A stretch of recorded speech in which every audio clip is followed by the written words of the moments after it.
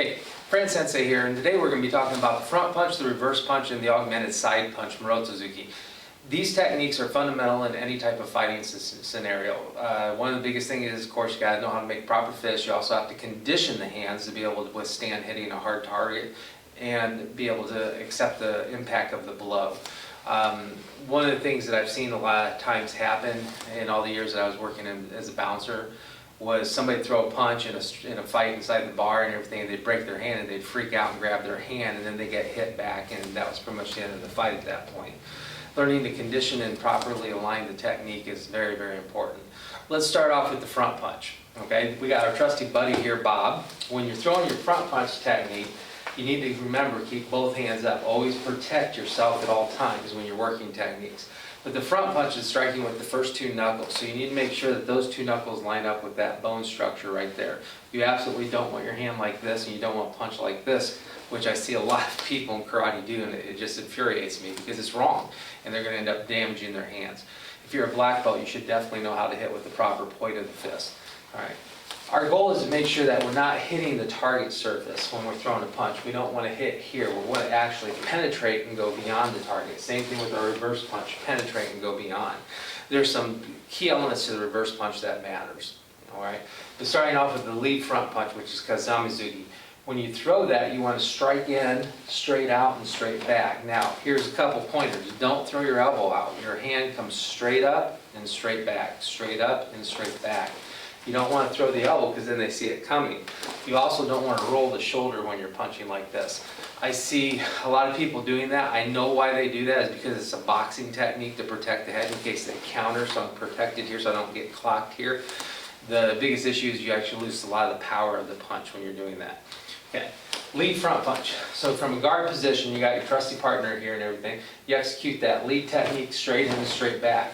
There's a little bit of body motion in that in terms of torquing the hip to create reach. If you keep your body squared straight forward, that's fine. You're going to get a pretty solid hit as well. But if I'm too far away from the person, I'm squared forward, I end up hitting the surface. So I want to make sure I'm going in and out, striking in there. I can't hit him real hard because he doesn't have a lot of weight, but I wanted to use him as a prime example of targeting areas. Okay, so lead front punch, throw it and pull it back, throw it and pull it back. Throw it and pull it back.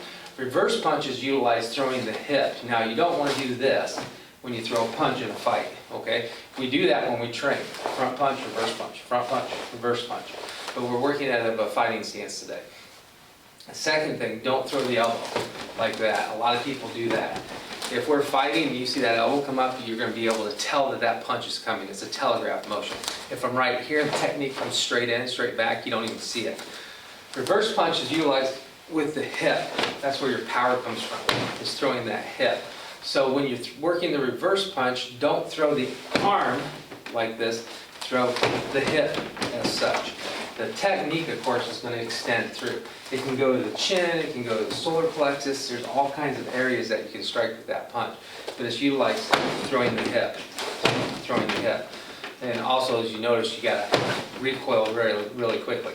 Don't do this. I see a lot of people do that. Punches are straight and straight, okay? Morote Zuki, or Morote Zuki, depending on how you want to say it, because there's a lot of different ways I hear this pronounced. It is a technique that we do when we're working Naihanchi, where we punch across the body, as such. This would be a technique that could be utilized after you close the distance and you get inside, right here, okay?